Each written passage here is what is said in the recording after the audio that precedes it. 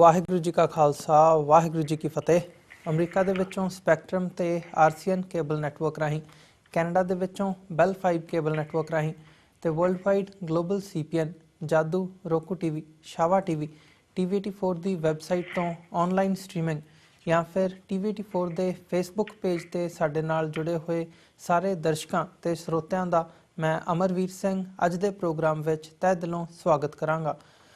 Viewers, ਜਿਵੇਂ ਕਿ ਅਸੀਂ ਬੀਤੇ ਦਿਨਾਂ ਦੇ ਵਿੱਚ ਵੀ ਜਸਟਿਨ ਟਰੂਡੋ ਦੀ ਭਾਰਤ ਫੇਰੀ ਬਾਰੇ ਗੱਲਬਾਤ ਕੀਤੀ ਹੈ, ਅੱਜ ਵੀ ਅਸੀਂ ਉਸੇ ਸੰਦਰਭ ਦੇ ਵਿੱਚ ਗੱਲਬਾਤ ਕਰਾਂਗੇ ਕਿ ਪੰਜਾਬ ਦੇ ਲਈ ਤੇ ਖਾਸ ਤੌਰ ਤੇ ਸਿੱਖ ਕੌਮ ਦੇ ਲਈ ਜਿਹੜਾ ਇਹ ਵਰਤਾਰਾ ਨਰਿੰਦਰ ਮੋਦੀ ਦੀ ਸਰਕਾਰ ਵੱਲੋਂ ਕੈਨੇਡਾ ਦੇ ਪ੍ਰਧਾਨ ਮੰਤਰੀ ਜਸਟਿਨ ਟਰੂਡੋ ਦੇ ਨਾਲ ਕੀਤਾ ਗਿਆ ਉਹ ਕੀ ਮਾਇਨੇ ਰੱਖਦਾ, ਕਿਉਂਕਿ ਇਹਦੇ ਜੋ ਕਾਰਨ ਨੇ ਉਹ ਕਿਤੇ ਨਾ ਕਿਤੇ ਨਰਿੰਦਰ ਮੋਦੀ ਸਰਕਾਰ ਵੱਲੋਂ ਡਾਇਰੈਕਟਲੀ ਸਿੱਖ ਵੱਖਵਾਦ ਦੇ ਨਾਲ ਜੋੜ ਕੇ ਉਹਨੂੰ ਟੈਰਰਿਜ਼ਮ ਦੇ ਨਾਲ, ਖਾਲਿਸਤਾਨ ਦੇ ਨਾਲ ਜੋੜ ਕੇ ਜਿਸ ਹਿਸਾਬ ਨਾਲ ਪੇਸ਼ ਕੀਤਾ ਗਿਆ, ਇਹਦੀ ਇੱਕ ਖਾਸ ਅਹਿਮੀਅਤ ਬਣਦੀ ਹੈ ਸਿੱਖਾਂ ਦੇ ਲਈ ਪੰਜਾਬ ਦੇ ਵਿੱਚ। ਜਦ ਕਿ ਭਾਰਤ ਦੇ ਵਿੱਚ ਉਹਨਾਂ ਨੂੰ ਕਿਤੇ ਨਾ ਕਿਤੇ ਜਿਵੇਂ ਮੀਡੀਆ ਦੇ ਵਿੱਚ ਵੀ ਕੋਲਡ ਸ਼ੋਲਡਰ ਤੇ ਸਨੱਬ ਇਹਨੂੰ ਜਸਟਿਨ ਟਰੂਡੋ ਨੂੰ ਦਿੱਤਾ ਕਿਹਾ ਗਿਆ, ਪਰ ਪੰਜਾਬ ਦੇ ਵਿੱਚ ਉਹਨਾਂ ਦਾ ਭਰਵਾਂ ਸਵਾਗਤ ਹੋਇਆ।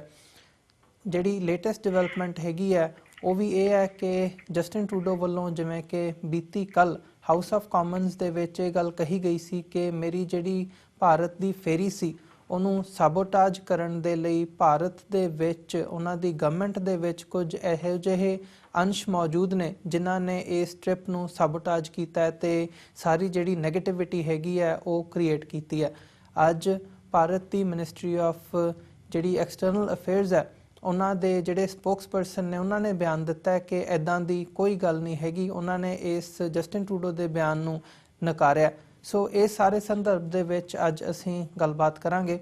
ਇਸ ਸਾਰੀ ਗੱਲਬਾਤ ਦੇ ਲਈ ਅੱਜ ਸਾਡੇ ਨਾਲ ਪੰਜਾਬ ਅਸੈਂਬਲੀ ਦੇ ਐਕਸ ਡਿਪਟੀ ਸਪੀਕਰ, ਸਾਬਕਾ ਡਿਪਟੀ ਸਪੀਕਰ ਨੇ ਜਿਹੜੇ ਬੀਰ ਦਵਿੰਦਰ ਸਿੰਘ, ਉਹ ਸਾਡੇ ਨਾਲ ਫੋਨ ਲਾਈਨ ਤੇ ਬਣੇ ਹੋਏ ਨੇ। ਆਓ ਉਹਨਾਂ ਨਾਲ ਮਿਲ ਕੇ ਅੱਜ ਦੀ ਵਿਚਾਰ ਚਰਚਾ ਦੀ ਸ਼ੁਰੂਆਤ ਕਰਦੇ ਹਾਂ।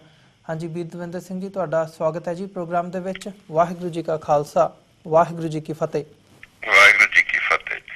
ਬੀਰ ਦਵਿੰਦਰ ਸਿੰਘ ਜੀ, ਸਾਰਿਆਂ ਤੋਂ ਪਹਿਲਾਂ ਜਦੋਂ ਅਸੀਂ ਓਵਰਆਲ ਹੀ ਇਸ ਸਾਰੇ ਟ੍ਰਿਪ ਬਾਰੇ ਗੱਲ ਕਰਨੀ ਹੋਵੇ ਤਾਂ ਕੀ ਸਮਝਦੇ ਹੋ ਪੰਜਾਬ ਦੇ ਲਈ, ਸਿੱਖਾਂ ਦੇ ਲਈ ਇਹ ਜਿਹੜੀ ਸਾਰੀ ਨੈਗੇਟਿਵਿਟੀ ਕ੍ਰੀਏਟ ਕੀਤੀ ਗਈ ਸੀ, ਸਿੱਖਾਂ ਨੂੰ ਮੁੱਖ ਰੱਖਦਿਆਂ ਜਸਟਿਨ ਟਰੂਡੋ ਨੂੰ ਟਾਰਗੇਟ ਕੀਤਾ ਗਿਆ ਨਰਿੰਦਰ ਮੋਦੀ ਦੀ ਸਰਕਾਰ ਵੱਲੋਂ, ਇਹਦੀ ਕੀ ਅਹਿਮੀਅਤ ਕੀ ਹੈ ਐਗਜ਼ੈਕਟਲੀ, ਤੇ ਸਿੱਖ ਕੌਮ ਦੇ ਲਈ, ਪੰਜਾਬ ਦੇ ਲਈ ਇਹ ਕੀ ਸੁਨੇਹਾ ਦਿੰਦੀ ਹੈ ਜਿਹੜਾ ਇਹ ਸਾਰਾ ਵਰਤਾਰਾ ਹੈਗਾ?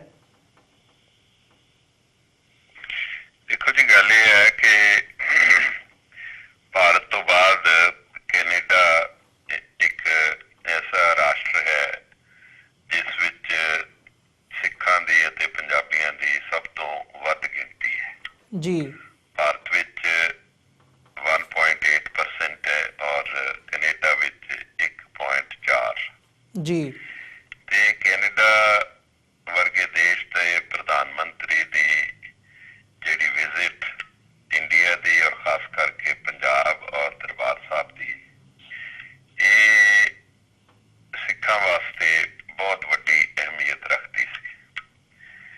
ਸ਼ਾਇਦ ਇਸੇ ਕਰਕੇ ਕਿਉਂਕਿ ਇਹ ਜਿਹੜੀ ਫੇਰੀ ਸੀ ਜਸਟਿਨ ਟਰੂਡੋ ਦੀ ਜੀ, ਉਹ ਹਿੰਦੁਸਤਾਨ ਦੀ ਇੱਕ ਬੜੀ ਮਹੱਤਵਪੂਰਨ ਘੱਟ ਗਿਣਤੀ, ਉਹਨਾਂ ਲਈ ਇਹ ਬੇਹੱਦ ਮਹੱਤਵ ਵਾਲੀ ਫੇਰੀ ਸੀ। ਉਹਨਾਂ ਰਿਸ਼ਤਿਆਂ ਨੂੰ ਗੂੜਾ ਕਰਨ ਦੇ ਵਾਸਤੇ ਇੱਕ ਬੜੀ ਵੱਡੀ ਅਪਰਚੁਨਿਟੀ ਸੀਗੀ ਤੇ ਇਸ ਦੇ ਸਾਰੇ ਰੰਗ ਨੂੰ, ਇਸ ਦੀ ਚੜ੍ਹਤ ਨੂੰ ਫਿੱਕਾ ਕਰਨ ਦੇ ਵਾਸਤੇ, ਇਸ ਸਾਰੇ ਦੌਰੇ ਨੂੰ ਪੱਦਾ ਦਿਖਾਈ ਦੇਣ ਦੇ ਵਾਸਤੇ ਭਾਰਤ ਸਰਕਾਰ ਨੇ ਪਹਿਲੋਂ ਹੀ ਵਿਉਂਤਬੰਦੀ ਕਰ ਲਈ ਸੀ ਜੀ। ਔਰ ਜਿਸ ਦੇ ਵਿੱਚ ਭਾਰਤ ਸਰਕਾਰ ਦਾ ਜਿਹੜਾ ਜਿਸ ਨੂੰ ਅਸੀਂ ਕਹਿੰਦੇ ਆ ਕਿ ਨੈਸ਼ਨਲ ਜਿਹੜਾ ਸਿਕਿਉਰਿਟੀ ਐਡਵਾਈਜ਼ਰ ਹੈ NSA ਜੀ, ਮਿਸਟਰ ਅਜੀਤ ਡੋਵਲ, ਉਸ ਦੀ ਪਿੱਠ ਪਿੱਛੇ ਬੜੀ ਵੱਡੀ ਭੂਮਿਕਾ ਹੈ ਜੀ। ਔਰ ਇਹ ਏਡੀ ਵੱਡੀ ਇੱਕ ਅਪਰਚੁਨਿਟੀ ਸੀ ਪੰਜਾਬ ਦੇ ਵਾਸਤੇ ਔਰ ਪੰਜਾਬ ਦੀ ਸਰਕਾਰ ਦੇ ਵਾਸਤੇ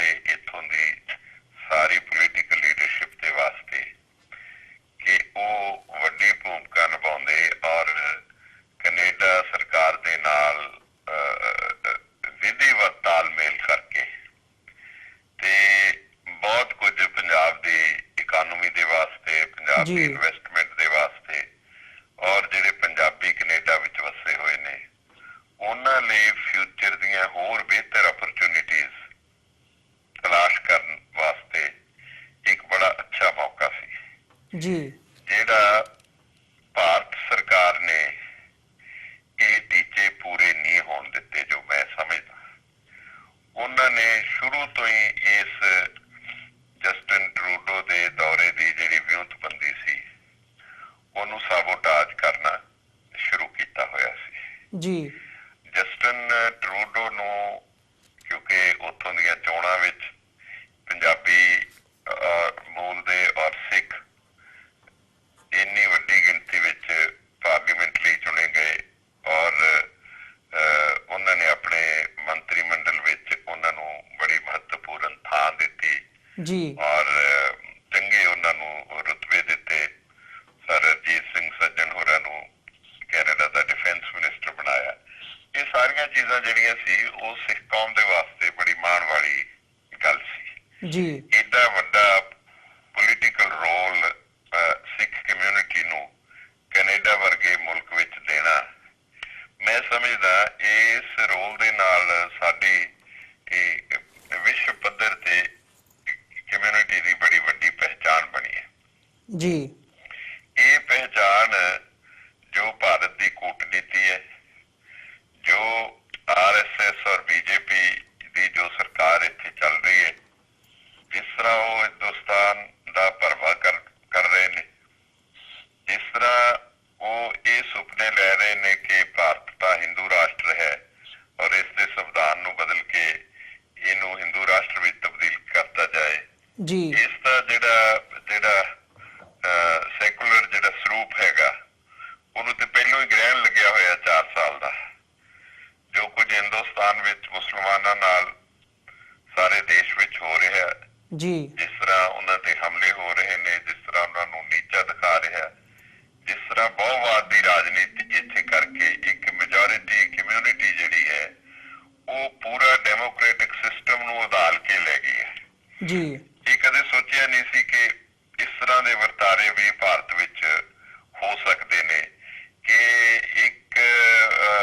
ਇੱਕ ਕੌਮ ਦੇ ਮਜ਼ਹਬੀ ਜਨੂਨ ਨੂੰ ਉਭਾਰ ਕੇ ਉਹਨਾਂ ਨੂੰ ਦੂਜਿਆਂ ਦੇ ਖਿਲਾਫ ਪਲੇਸ ਕਰ ਦਿੱਤਾ ਜਾਏਗਾ ਤੇ ਸਾਰੀ ਦੀ ਸਾਰੀ ਰਾਜਨੀਤੀ ਉਧਾਰ ਲਈ ਜਾਏਗੀ ਜੀ। ਯੂਪੀ ਦੀ ਚੋਣ ਪਾਰਲੀਮੈਂਟ ਦੀ ਔਰ ਯੂਪੀ ਸਭ ਤੋਂ ਵੱਡਾ ਸੂਬਾ ਹੈ ਹਿੰਦੁਸਤਾਨ ਦਾ ਔਰ ਯੂਪੀ ਵਿੱਚ ਮੁਸਲਮਾਨਾਂ ਦੀ ਸਭ ਤੋਂ ਵੱਧ ਗਿਣਤੀ ਹੈ।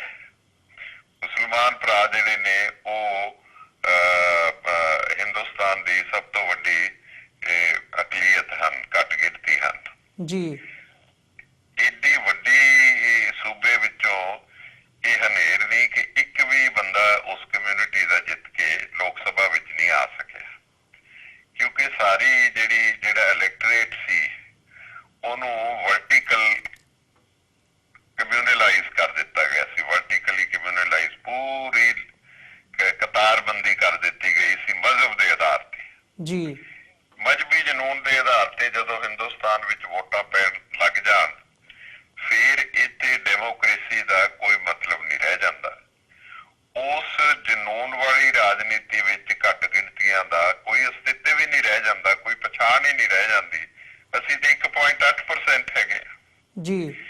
ਇਸ ਵਾਸਤੇ ਇਹ ਜਿਹੜੀ ਵਿਜ਼ਿਟ ਸੀਗੀ ਇਹ ਸਿੱਖਾਂ ਦਾ ਇੱਕ ਖਾਸ ਮੁਕਾਮ ਭਵਿੱਖ ਵਿੱਚ ਦੀ ਰਾਜਨੀਤੀ ਵਿੱਚ ਤੈਅ ਕਰਨ ਦੇ ਵਾਸਤੇ ਇਸ ਵਿਜ਼ਿਟ ਨੇ ਬੜਾ ਵੱਡਾ ਰੋਲ ਅਦਾ ਕਰਨਾ ਸੀ।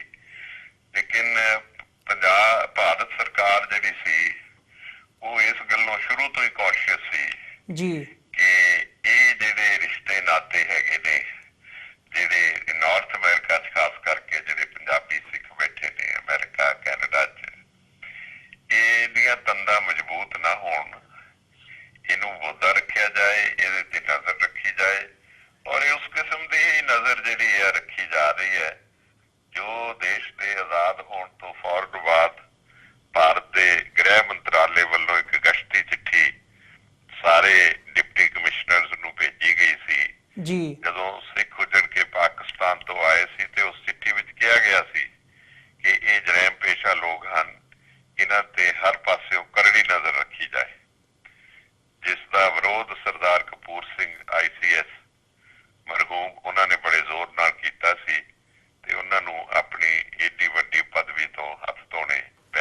ਜੀ ਵੀਰ ਉਸ ਦਵਿੰਦਰ ਕਿਸਮ ਦੀ ਹੀ ਨਜ਼ਰ ਜੀ ਵੀਰ ਦਵਿੰਦਰ ਸਿੰਘ ਅੱਜ ਜੀ, ਵੀ ਜਿਵੇਂ ਸਾਡੇ ਤੇ ਉਸ ਕਿਸਮ ਦੀ ਗਹਿਰੀ ਨਜ਼ਰ ਰੱਖੀ ਜਾ ਰਹੀ ਹੈ। ਜੀ ਬਿਲਕੁਲ ਵੀਰ ਦਵਿੰਦਰ ਸਿੰਘ ਜੀ, ਜਿਵੇਂ ਤੁਸੀਂ ਇਹ ਸਾਰੇ ਵਰਤਾਰੇ ਨੂੰ ਬਿਆਨ ਕੀਤਾ ਹੈ, ਭਾਰਤ ਸਰਕਾਰ ਦਾ ਜੋ ਰਵੱਈਆ ਹੈਗਾ ਪੰਜਾਬ ਦੇ ਪ੍ਰਤੀ ਜਾਂ ਸਿੱਖਾਂ ਦੇ ਪ੍ਰਤੀ, ਤੁਸੀਂ ਉਹਦੇ ਤੇ ਜਿਹੜੀ ਤਨਜ਼ ਹੈ ਉਹ ਕਸੀ ਹੈ। ਪਰ ਜੇ ਅਸੀਂ ਪੰਜਾਬ ਦੇ ਵਿੱਚ ਜੋ ਸਰਕਾਰ ਹੈ ਕੈਪਟਨ ਅਮਰਿੰਦਰ ਸਿੰਘ ਦੀ ਸਰਕਾਰ, ਉਹਨਾਂ ਦੀ ਗੱਲ ਕਰਨੀ ਹੋਵੇ ਤਾਂ ਜੋ ਉਹਨਾਂ ਨੇ ਪੰਜਾਬ ਦੀ, ਤੁਸੀਂ ਇਕਨੋਮਿਕਲ ਪਾਰਟ ਦੀ ਗੱਲ ਕੀਤੀ ਹੈ ਵੀ ਉਹਦੇ ਤੇ ਉਹਨਾਂ ਨਾਲ ਗੱਲ ਕੀਤੀ ਜਾ ਸਕਦੀ ਸੀ, ਜਾਂ ਹੋਰ ਵੀ ਕਈ ਫੈਕਟਰਸ ਹੈਗੇ ਆ ਜਿਨ੍ਹਾਂ ਤੇ ਤਵੱਜੋ ਦੇ ਕੇ ਜਿਹੜੀ ਗੱਲਬਾਤ ਹੈਗੀ ਆ ਉਹ ਸ਼ੁਰੂ ਕੀਤੀ ਜਾ ਸਕਦੀ ਸੀ ਕੈਨੇਡਾ ਦੇ ਨਾਲ। ਪਰ ਉਹ ਨਾ ਕਰਕੇ ਕੈਪਟਨ ਅਮਰਿੰਦਰ ਸਿੰਘ ਵੱਲੋਂ ਜਿਹੜੀਆਂ 2 ਲਿਸਟਾਂ ਨੇ ਜਸਟਿਨ ਟਰੂਡੋ ਨੂੰ ਉਹ ਸੌਂਪੇ ਜਾਣਾ, ਕੀ ਸਮਝਦੇ ਹੋ ਕਿ ਕੈਪਟਨ ਅਮਰਿੰਦਰ ਸਿੰਘ ਵੀ ਕਿਤੇ ਨਾ ਕਿਤੇ ਜਿਹੜੀ ਕੇਂਦਰ ਦੀ ਨੀਤੀ ਹੈਗੀ ਹੈ ਉਹਨਾਂ ਦੇ ਹੱਥਾਂ ਦੇ ਵਿੱਚ ਹੀ ਖੇਡ ਰਹੇ ਆ?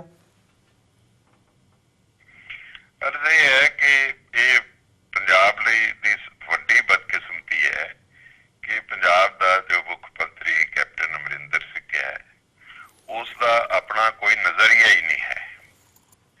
ਹੀ has no point of view ਜੀ। ਔਰ ਉਹ ਸਿਰ ਤੋਂ ਪੈਰਾਂ ਤੱਕ ਵੱਡੇ ਭ੍ਰਿਸ਼ਟਾਚਾਰ 'ਚ ਆਪ ਇਕੱਲੇ ਹੀ ਨਹੀਂ, ਉਹਨਾਂ ਦਾ ਸਾਰਾ ਪਰਿਵਾਰ ਖੁੱਭਿਆ ਹੋਇਆ।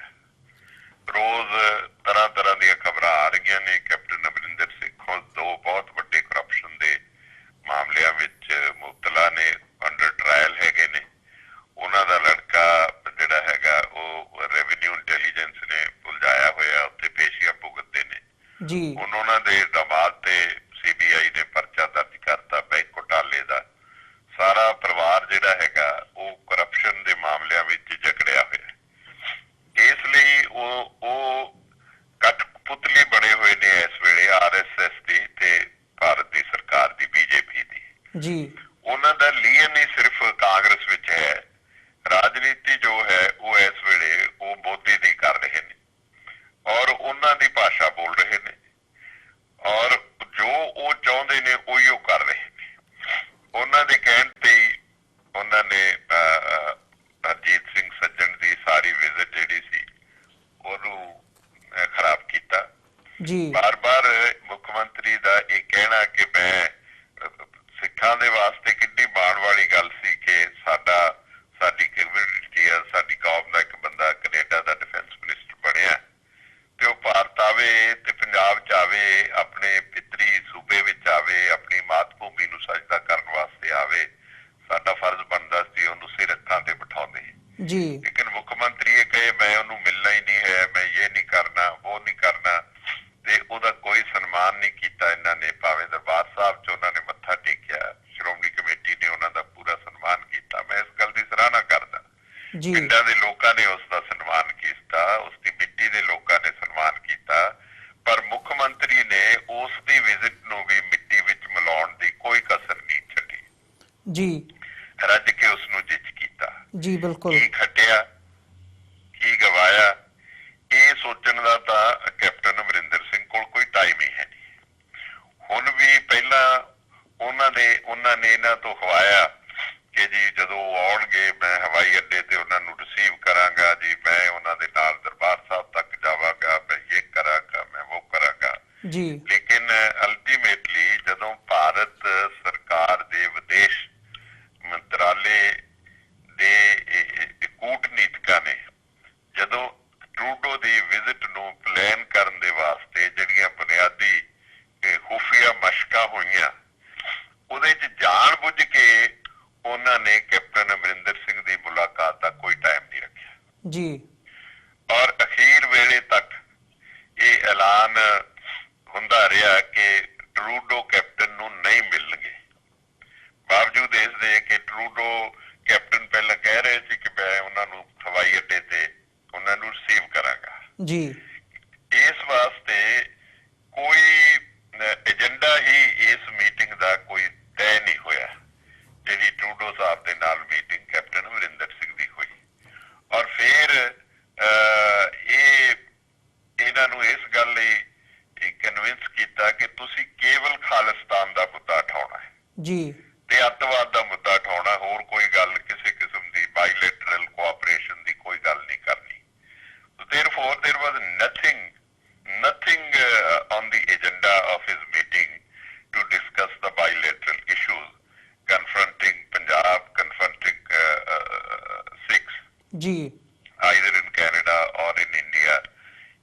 ਇੱਥੋਂ ਦੀ ਜਿਹੜੀ ਆਰਥਿਕਤਾ ਨਾਲ ਜੁੜੇ ਹੋਏ ਸਵਾਲ ਸੀ ਉਹਨਾਂ ਨੂੰ ਡਿਸਕਸ ਕਰਨ ਦਾ ਕੋਈ ਮਾਮਲਾ ਏਜੰਡੇ ਤੇ ਹੈ ਏਜੰਡੇ ਤੇ ਹੀ ਹੈ ਹੀ ਨਹੀਂ ਸੀਗਾ ਜੀ।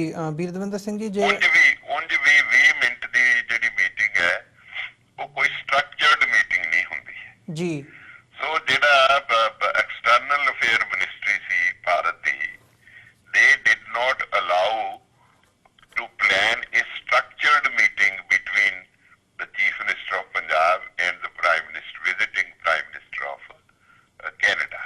ਜੀ Therefore, ਉਹ ਠਾ ਗਏ ਜਿਵੇਂ ਕਿਸੇ ਤੇ ਆਪਾਂ ਇਲਜ਼ਾਮ ਲਾਉਣੇ ਹੁੰਦੇ ਨੇ ਤੇ ਆਪਾਂ ਇਲਜ਼ਾਮ ਤਰਾਸ਼ੀ ਲਈ ਇੱਕ ਮੀਟਿੰਗ ਕਰਨ ਜਾਂਦੇ ਆ ਤੇ ਜਾਣ ਸਾਰੀ ਖਾਲਿਸਤਾਨ ਦਾ ਮੁੱਦਾ ਦੇ ਨਾਲ ਉਹ ਲਿਸਟ ਦੇਤੀ ਕਿ ਜੀ ਆ ਵਾਂਟਡ ਅੱਤਵਾਦੀ ਹਨ, ਜਿਹੜਾ ਕਿ ਪੰਜਾਬ ਦੇ ਚੀਫ ਮਿਨਿਸਟਰ ਦਾ ਕੋਈ ਕੰਮ ਨਹੀਂ ਸੀ ਜੀ because he is not expected to deal with the international affairs. ਇਹ nation states ਦਾ ਕੰਮ ਹੈ। ਇਹ ਜੇ ਪ੍ਰਾਈਮ ਮਿਨਿਸਟਰ ਦੀ ਜਾਂ ਐਕਸਟਰਨਲ ਅਫੇਅਰ ਮਿਨਿਸਟਰ ਦੀ ਜਿਹੜੀ ਮੀਟਿੰਗ ਸੀ ਉਹ ਇਹ ਮੁੱਦਾ ਉਠਾਉਂਦੇ ਤਾਂ ਉਸ ਲੈਵਲ ਤੇ ਉਹਨਾਂ ਦੀ ਤਾਂ ਕੋਈ ਗੱਲ ਬਣ ਰਹੀ ਸੀ, ਲੇਕਿਨ ਮੁੱਖ ਮੰਤਰੀ ਦਾ ਤਾਂ ਕੋਈ ਮਤਲਬ ਹੀ ਨਹੀਂ ਸੀ ਬਣਦਾ। ਇਹ ਸਾਰੀ ਵਿਜ਼ਿਟ ਜਿਹੜੀ ਸੀ ਉਹ ਮਹਿਜ਼ ਇਸ ਕਰਕੇ ਖਰਾਬ ਕੀਤੀ ਗਈ ਕਿ ਪੂਰੇ ਵਿਸ਼ਵ ਵਿੱਚ ਪ੍ਰਭਾਵ ਇਹ ਗਿਆ ਹੈ ਕਿ ਜਸਟਿਨ ਟਰੂਡੋ ਜੋ ਕੈਨੇਡਾ ਦੇ ਪ੍ਰਾਈਮ ਮਿਨਿਸਟਰ ਹਨ ਉਹ ਸਿੱਖਾਂ ਦੇ ਸੱਭਿਆਚਾਰ ਦਾ, ਸਿੱਖ ਸੱਭਿਆਚਾਰ ਦਾ, ਧਰਮ ਦਾ ਔਰ ਪੂਰੀ ਕਮਿਊਨਿਟੀ ਤੇ ਉਹ ਵਿਸ਼ਵਾਸ ਕਰਦੇ ਨੇ, ਜੀ ਉਹਨਾਂ ਦਾ ਆਦਰ ਸਤਿਕਾਰ ਕਰਦੇ ਨੇ ਔਰ ਉਹਨਾਂ ਨੂੰ ਵੱਡਾ ਥਾਂ ਕੈਨੇਡਾ ਦੀ ਰਾਜਨੀਤੀ ਵਿੱਚ ਦੇਣ ਵਾਸਤੇ ਉਹਨਾਂ ਨੇ ਆਪਣੀ ਫਰਾਖ ਦੇ ਲਈ ਲਿਖਾਈ ਹੈ। ਇਹ ਨੇੜਤਾ ਹੋਣੀ ਜਸਟਿਨ ਟਰੂਡੋ ਦੀ ਉਹ ਭਾਰਤ ਸਰਕਾਰ ਦੀ ਦੁਸ਼ਮਣੀ ਦਾ ਕਾਰਨ ਬਣੀ ਹੈ। ਔਰ ਮੈਂ ਇਹ ਵੀ ਕਹਿਣਾ ਚਾਹੁੰਦਾ ਕਿ ਜਿਹੜੇ ਮਿਸਟਰ ਅਠਵਾਲ ਦਾ ਮਾਮਲਾ ਵੀ ਆਇਆ ਹੈਗਾ ਜੀ ਉਹਦੇ 'ਚ ਵੀ ਮੈਂ ਸਮਝਦਾ ਬੜੀ ਵੱਡੀ ਸਾਜ਼ਿਸ਼ ਪਹਿਲੋਂ ਹੀ ਇਹ ਅਜੀਤ ਇਹ ਡੋਵਲ ਦੀ ਸ਼ਾਤਰ ਚਾਲ ਸੀ ਕਿ ਪਹਿਲਾਂ ਉਹਨਾਂ ਨੂੰ ਵੀਜ਼ਾ ਦਿੱਤਾ ਹਿੰਦੁਸਤਾਨ ਦਾ। ਉਹ ਤਾਂ ਇਸ ਗੱਲ ਦੀ ਕੋਈ ਪੜਤਾਲ ਨਹੀਂ ਕਰ ਰਿਹਾ ਕਿ ਜਦੋਂ ਅੰਬੈਸੀ ਨੇ ਵੀਜ਼ਾ ਦਿੱਤਾ ਉਹਨਾਂ ਨੂੰ ਭਾਰਤ ਵਿਜ਼ਿਟ ਕਰਨ ਦਾ ਤੇ ਉਦੋਂ ਉਹਨਾਂ ਨੇ ਪੜਤਾਲ ਕਿਉਂ ਨਾ ਕੀਤੀ ਜੇ ਉਹ ਏਡੇ ਵੱਡੇ ਇਹਨਾਂ ਦੀ ਦ੍ਰਿਸ਼ਟੀ ਵਿੱਚ ਮੁਜਰਮ ਸਨ ਜੀ ਜਿਹੜਾ ਪੂਰੀ ਦੀ ਪੂਰੀ ਵਿਜ਼ਿਟ ਜਿਹੜੀ ਸੀ ਉਹਨੂੰ ਗ੍ਰਹਿਣ ਲਾਈ ਛੱਡਿਆ ਹਿੰਦੁਸਤਾਨ ਦੇ ਮੀਡੀਆ ਨੇ, ਵਿਜ਼ੂਅਲ ਮੀਡੀਆ ਨੇ, ਜਿਹਦੇ ਪਿੱਛੇ ਭਾਰਤ ਸਰਕਾਰ ਦੀ ਨਾਪਾਕ ਸਾਜ਼ਿਸ਼ ਕੰਮ ਕਰ ਰਹੀ ਸੀ। ਫਿਰ ਉਹਨਾਂ ਨੂੰ ਅਲਾਉ ਕੀਤਾ, ਉਹਨਾਂ ਦੇ ਨਾਲ ਗਏ, ਬੰਬੇ ਗਏ, ਉੱਥੇ ਤਸਵੀਰਾਂ ਖਿਚਵਾਈਆਂ ਤੇ ਫਿਰ ਉਹ ਤਸਵੀਰਾਂ ਮੀਡੀਆ ਵਿੱਚ ਜ਼ਾਹਰ ਕਰਕੇ ਪੂਰੀ ਦੀ ਪੂਰੀ ਵਿਜ਼ਿਟ ਜਿਹੜੀ ਸੀ ਉਹ ਖਾਲਿਸਤਾਨ ਦੇ ਦੁਆਲੇ ਹੀ ਘੁਮਾ ਦਿੱਤੀ ਜੀ। ਪੂਰੀ ਦੀ ਪੂਰੀ ਵਿਜ਼ਿਟ ਅੱਤਵਾਦ ਦੇ ਦੁਆਲੇ ਘੁਮਾ ਦਿੱਤੀ। ਇਹ ਏਡੀ ਵੱਡੀ ਸਾਜ਼ਿਸ਼ ਕਿ ਇਹ ਦਿਖਾਉਣ ਦੀ ਕੋਸ਼ਿਸ਼ ਕੀਤੀ ਕਿ ਸਿੱਖ ਤੇ ਅੱਤਵਾਦੀ ਹਨ, ਜਿਵੇਂ ਸਿੱਖਾਂ ਦਾ ਕੋਈ ਹੋਰ ਕਿਸੇ ਕਿਸਮ ਦਾ ਵੀ ਮਤਲਬ ਵਿਸ਼ਵ ਦੇ ਸੰਦਰਭ ਵਿੱਚ ਉਹਨਾਂ ਦਾ ਹੋਰ ਕੋਈ ਰੋਲ ਨਹੀਂ ਹੈ। We are known for terrorism only. ਇਹ ਮੈਂ ਸਮਝਦਾ ਸਭ ਤੋਂ ਵੱਡਾ ਅਨਿਆਂ ਭਾਰਤ ਦੀ ਸਰਕਾਰ ਨੇ ਸਿੱਖਾਂ ਪ੍ਰਤੀ ਕੀਤਾ। ਅਸੀਂ ਭਾਵੇਂ ਜੋ ਮਰਜ਼ੀ ਆਖੀ ਜਾਈਏ ਸਾਡੀਆਂ ਬੜੀਆਂ ਕੁਰਬਾਨੀਆਂ ਨੇ, ਦੇਸ਼ ਦੀ ਆਜ਼ਾਦੀ ਲਈ ਬੜੀਆਂ ਕੁਰਬਾਨੀਆਂ ਨੇ, ਡਿਫੈਂਸ ਦੀ ਸੇਵਾ 'ਚ ਸਾਡਾ ਬੜਾ ਵੱਡਾ ਰੋਲ ਹੈ, ਲੇਕਿਨ ਉਹ ਲੋਕ ਜੋ ਭਾਰਤ ਦੀ ਬਹੁਤ ਸੰਮਤੀ ਦੀ ਇਸ ਵੇਲੇ ਤਰਜ਼ਬਾਨੀ ਕਰਦੇ ਨੇ ਉਹਨਾਂ ਦੇ ਮਨਾਂ ਵਿੱਚ ਸਾਡਾ ਕਿੰਨਾ ਕਾਦਰ ਹੈ, ਉਹ ਸਾਡੀ ਚੜ੍ਹਤ ਨੂੰ ਕਿਵੇਂ ਵੇਖਦੇ ਨੇ। ਇਹ ਟਰੂਡੋ ਸਾਹਿਬ ਦੀ ਵਿਜ਼ਿਟ ਨੇ ਭਾਰਤ ਵਿੱਚ ਇਹ ਸਭ ਕੁਝ ਹੁਣ ਨੰਗਾ ਕਰ ਦਿੱਤਾ ਹੈ ਜੀ।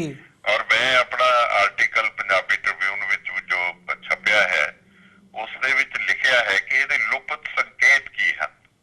ਪਹਿਲਾਂ 4 ਸਾਲ ਉਹਨਾਂ ਨੇ ਮੁਸਲਮਾਨਾਂ ਨੂੰ ਦੱਸਿਆ ਕਿ ਤੁਹਾਡੀ ਥਾਂ ਕਿੱਥੇ ਹੈ ਜੀ। ਹੁਣ ਅਸੀਂ ਛੋਟੀ ਘੱਟ ਗਿਣਤੀਆਂ ਹੁਣ ਸਾਨੂੰ ਦੱਸਣਾ ਸ਼ੁਰੂ ਕਰ ਦਿੱਤਾ ਹੈ। ਇਸ ਵਾਸਤੇ ਮੈਂ ਸਮਝਦਾ ਇਹ ਸਾਰੇ ਵਰਤਾਰੇ ਜਿਹੜੇ ਨੇ ਇਹਨਾਂ ਦੀ ਦ੍ਰਿਸ਼ਟੀ ਵਿੱਚ ਸਿੱਖ ਕੌਮ ਨੂੰ ਵੀ ਹੁਣ ਜਗ ਹੋਣ ਦੀ ਜ਼ਰੂਰਤ ਹੈ। ਜਗ੍ਹਾ ਜਗ੍ਹਾ ਤੇ ਬੈਠੇ ਸਿੱਖ ਭਾਈਚਾਰੇ ਨੂੰ ਜਾਗਣ ਦੀ ਜ਼ਰੂਰਤ ਹੈ, ਇੱਕ ਮੁੱਠ ਹੋਣ ਦੀ ਜ਼ਰੂਰਤ ਹੈ। ਇਹ ਸਾਰੇ 'ਚ ਮੈਂ ਇਹ ਵੀ ਜੇ ਜ਼ਿਕਰ ਨਾ ਕਰਾਂ ਤਾਂ ਜ਼ਿਆਦਤੀ ਹੋਏਗੀ। ਮੈਂ ਸਮਝਦਾ ਕਿ ਜਿਸ ਕਿਸਮ ਦੇ ਪ੍ਰਬੰਧ ਸ਼੍ਰੋਮਣੀ ਗੁਰਦੁਆਰਾ ਪ੍ਰਬੰਧਕ ਕਮੇਟੀ ਨੇ ਦਰਬਾਰ ਸਾਹਿਬ ਦੇ ਅੰਦਰ ਜਿਸ ਤਰ੍ਹਾਂ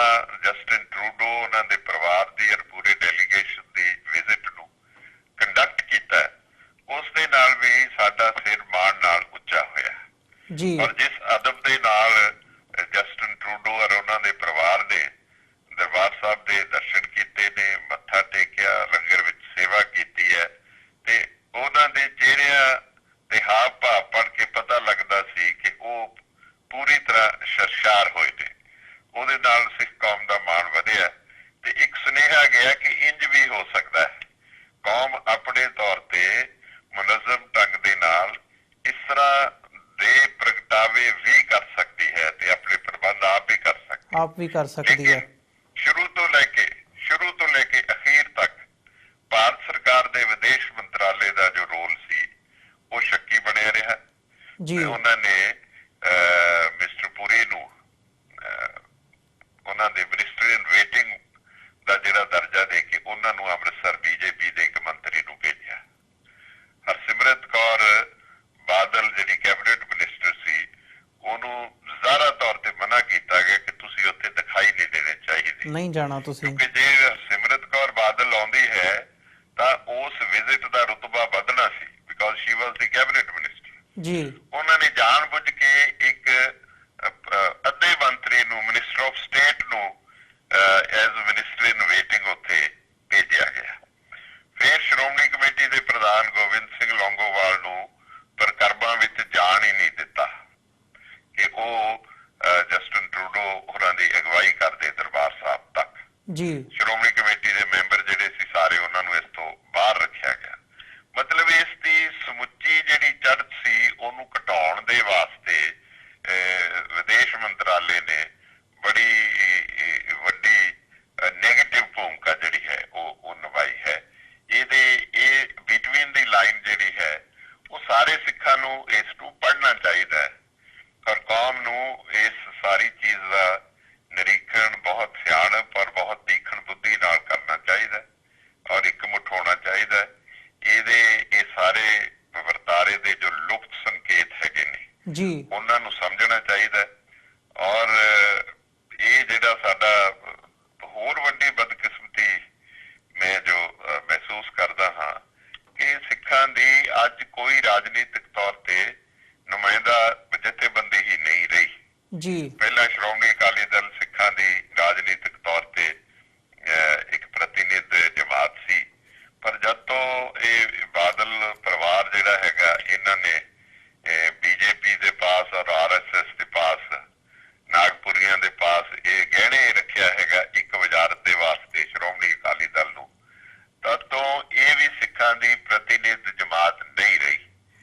ਇਸ ਵੇਲੇ ਮੈਂ ਸਮਝਦਾ ਹਾਂ ਕਿ ਪੂਰੀ ਕੌਮ ਦੀ ਜਿਹੜੀ ਆਤਮਾ ਦੀ ਆਵਾਜ਼ ਬੁਲੰਦ ਕਰਨ ਦੇ ਵਾਸਤੇ ਕੋਈ ਪੋਲੀਟੀਕਲ ਆਰਗੇਨਾਈਜੇਸ਼ਨ ਜਿਹੜੀ ਹੈਗੀ ਹੈ ਉਹ ਸਮੂਹਿਕ ਤੌਰ ਤੇ ਕੰਮ ਨਹੀਂ ਕਰ ਰਹੀ ਜੀ। ਤੇ ਸਿੱਖਾਂ ਦੀ ਜਿਹੜੀ ਗੱਡੀ ਹੈ ਉਹ ਹੁਣ ਬਗੈਰ ਡਰਾਈਵਰ ਤੋਂ ਹੀ ਚੱਲ ਰਹੀ ਹੈ ਜੀ। ਬਿਲਕੁਲ ਰਾਜਨੀਤਿਕ ਤੌਰ ਤੇ ਜੀ ਇਹ ਠੀਕ ਹੈ। ਸਾਨੂੰ ਸੱਚੇ ਪਾਤਸ਼ਾਹ ਦੀ ਸਰਪ੍ਰਸਤੀ, ਗੁਰੂ ਗ੍ਰੰਥ ਸਾਹਿਬ ਮਹਾਰਾਜ ਦੀ ਸਰਪ੍ਰਸਤੀ ਜਿਹੜੀ ਹੈਗੀ ਆ ਉਹ ਜ਼ਰੂਰ ਸਾਡੇ ਪਾਸ ਹੈਗੀ ਹੈ, ਉਸੇ ਕਰਕੇ ਅਸੀਂ ਬਚੇ ਹੋਏ ਆ ਤੇ ਗੁਰੂ ਗ੍ਰੰਥ ਸਾਹਿਬ ਵੀ ਸਾਨੂੰ ਸਾਰੀ ਕੌਮ ਨੂੰ ਮਤਲਬ ਸਾਡੇ ਕਾਮਨ ਡਿਨੋਮੀਨੇਟਰ ਨੇ। ਅਸੀਂ ਉਹਨਾਂ ਦੇ ਦੁਆਲੇ, ਸ਼ਬਦ ਦੇ ਦੁਆਲੇ ਸਾਰੀ ਕੌਮ ਜਿਹੜੀ ਹੈਗੀ ਹੈ ਉਹ ਘੁੰਮਦੀ ਹੈ ਔਰ ਸ਼ਬਦ ਜਿਹੜਾ ਹੈ ਉਹ ਸਾਡੀ ਸੁਰਤੀ ਦੀ ਰਾਹਬਰੀ ਕਰਦਾ ਹੈ, ਸਾਡਾ ਮਾਰਗਦਰਸ਼ਕ ਹੈ। ਲੇਕਿਨ ਦੁਨਿਆਵੀ ਤੌਰ ਤੇ ਜਿਹੜੀ ਰਾਜਨੀਤੀ ਹੈ ਉਸ ਦੇ ਵਿੱਚ ਸਾਡਾ ਜਿਹੜਾ ਇੱਕ ਮੁਨਜ਼ਮ ਜਿਹੜਾ ਰੋਲ ਹੈਗਾ, ਜਿਹੜੀ ਆਰਗੇਨਾਈਜ਼ਡ ਪਾਰਟਨਰਸ਼ਿਪ ਉਹ ਕਿਤੇ ਨਜ਼ਰ ਨਹੀਂ ਆਉਂਦਾ, ਉਹ ਕਿਤੇ ਨਾ ਕਿਤੇ ਅਲੋਪ ਹੋ ਰਹੀ ਹੈ ਜੀ। ਬਿਲਕੁਲ ਵੀਰ ਦਵਿੰਦਰ ਸਿੰਘ ਜੀ, ਤੁਹਾਡਾ ਮੈਂ ਬਹੁਤ ਧੰਨਵਾਦ ਕਰਦਾ ਕਿ ਤੁਸੀਂ ਆਪਣਾ ਸਮਾਂ ਕੱਢ ਕੇ ਸਾਡੇ ਨਾਲ ਇਸ ਸਾਰੇ ਇਸ਼ੂ ਦੇ ਉੱਪਰ ਵਿਚਾਰਾਂ ਦੀ ਸਾਂਝ ਪਾਈ ਹੈ। ਆਉਣ ਵਾਲੇ ਸਮੇਂ ਦੇ ਵਿੱਚ ਵੀ ਕੋਸ਼ਿਸ਼ ਕਰਾਂਗੇ ਜਿਹੜੀਆਂ ਕੋਈ ਨਵੀਆਂ ਡਿਵੈਲਪਮੈਂਟਸ ਹੁੰਦੀਆਂ ਨੇ ਤੁਹਾਡੇ ਨਾਲ ਜ਼ਰੂਰ ਦੁਬਾਰਾ ਫੇਰ ਰਾਬਤਾ ਕਾਇਮ ਕੀਤਾ ਜਾਵੇ। ਸੋ ਅੱਜ ਦੇ ਸ਼ੋਅ ਦੇ ਵਿੱਚ ਤੁਹਾਡੇ ਕੋਲੋਂ ਅਸੀਂ ਮੇਰੇ ਵੱਲੋਂ ਸਾਰੇ ਪੰਜਾਬੀ ਔਰ ਜਿੰਨੇ ਸਾਡਾ ਸਿੱਖ ਭਾਈਚਾਰਾ ਨਾਰਥ ਅਮਰੀਕਾ ਵਿੱਚ ਵਸਦਾ ਹੈ ਉਹਨਾਂ ਸਾਰਿਆਂ ਲਈ ਢੇਰ ਸਾਰੀਆਂ ਸ਼ੁਭ ਸ਼ਾਮਾਂ। ਵਾਹਿਗੁਰੂ ਸੱਚੇ ਪਾਤਸ਼ਾਹ ਉਹਨਾਂ ਨੂੰ ਚੜ੍ਹਦੀ ਕਲਾ ਵਿੱਚ ਔਰ ਸਲਾਮਤ ਰੱਖਣ ਜੀ। ਉਹ ਦਿਨ ਦੁਗਣੀ ਰਾਤ ਚੌਗਣੀ ਤਰੱਕੀ ਕਰਨ ਜੀ। ਅੰਤ ਦੇ ਵਿੱਚ ਫਤਿਹ ਦੀ ਸਾਂਝ ਪਾਈਏ ਜੀ। ਵਾਹਿਗੁਰੂ ਜੀ ਕਾ ਖਾਲਸਾ, ਵਾਹਿਗੁਰੂ ਜੀ ਕੀ ਫਤਿਹ। ਵਿਊਅਰਸ, ਉਮੀਦ ਕਰਦੇ ਹਾਂ ਕਿ ਜਿਹੜੀ ਅੱਜ ਦੀ ਸਾਡੀ ਗੱਲਬਾਤ ਸੀਗੀ ਪੰਜਾਬ ਵਿਧਾਨ ਸਭਾ ਦੇ ਜਿਹੜੇ ਸਾਬਕਾ ਡਿਪਟੀ ਸਪੀਕਰ ਨੇ ਸਰਦਾਰ ਵੀਰ ਦਵਿੰਦਰ ਸਿੰਘ, ਉਹਨਾਂ ਦੇ ਨਾਲ, ਉਹ ਤੁਹਾਨੂੰ ਜ਼ਰੂਰ ਪਸੰਦ ਆਈ ਹੋਵੇਗੀ। ਜਾਂਦੇ ਜਾਂਦੇ ਤੁਹਾਡੇ ਚਰਨਾਂ ਦੇ ਵਿੱਚ ਵੀ ਬੇਨਤੀ ਕਰਦੇ ਹਾਂ ਕਿ TV84 ਨੂੰ ਅੱਗੇ ਵਧਾਉਣ ਦੇ ਲਈ, ਚੱਲਦਾ ਰੱਖਣ ਦੇ ਲਈ ਸਾਨੂੰ ਤੁਹਾਡੀ ਸਹਾਇਤਾ ਦੀ ਲੋੜ ਹੈ। TV84 ਨੂੰ ਡੋਨੇਟ ਕਰਨ ਦੇ ਲਈ ਤੁਸੀਂ ਸਾਡੀ ਵੈਬਸਾਈਟ www.tv84.tv ਤੇ ਜਾ ਕੇ ਸਾਨੂੰ ਡੋਨੇਟ ਕਰ ਸਕਦੇ ਹੋ ਤੇ ਮੰਥਲੀ ਡੋਨੇਸ਼ਨਸ ਦੇ ਲਈ ਪਲੈਜ ਕਰ ਸਕਦੇ ਹੋ। ਜੇ ਚੈੱਕ ਰਾਹੀਂ ਡੋਨੇਸ਼ਨਸ ਭੇਜਣੀਆਂ ਚਾਹੁੰਦੇ ਹੋ ਤਾਂ TV84 ਦੇ ਨਾਮ ਦਾ ਚੈੱਕ ਬਣਾ ਕੇ ਤੁਸੀਂ ਸਾਨੂੰ ਸਾਡੇ ਐਡਰੈਸ ਤੇ ਮੇਲ ਕਰ ਸਕਦੇ ਹੋ। ਵੈਬਸਾਈਟ ਇੱਕ ਵਾਰ ਫਿਰ ਰਿਪੀਟ ਕਰਦੇ ਹਾਂ, www.tv84.tv। ਇਸੇ ਦੇ ਨਾਲ ਵਿਊਅਰਸ, ਅਸੀਂ ਅੱਜ ਦੇ ਪ੍ਰੋਗਰਾਮ ਦੇ ਵਿੱਚ ਤੁਹਾਡੇ ਕੋਲੋਂ ਇੱਥੇ ਹੀ ਇਜਾਜ਼ਤ ਚਾਹਾਂਗੇ। ਕੱਲ੍ਹ ਨੂੰ ਦੁਬਾਰਾ ਤੁਹਾਡੇ ਨਾਲ ਫਿਰ ਮੁਲਾਕਾਤ ਹੋਵੇਗੀ। ਤਦ ਤੱਕ ਲਈ ਇਜਾਜ਼ਤ ਦਿਓ ਜੀ। ਵਾਹਿਗੁਰੂ ਜੀ ਕਾ ਖਾਲਸਾ, ਵਾਹਿਗੁਰੂ ਜੀ ਕੀ ਫਤਿਹ।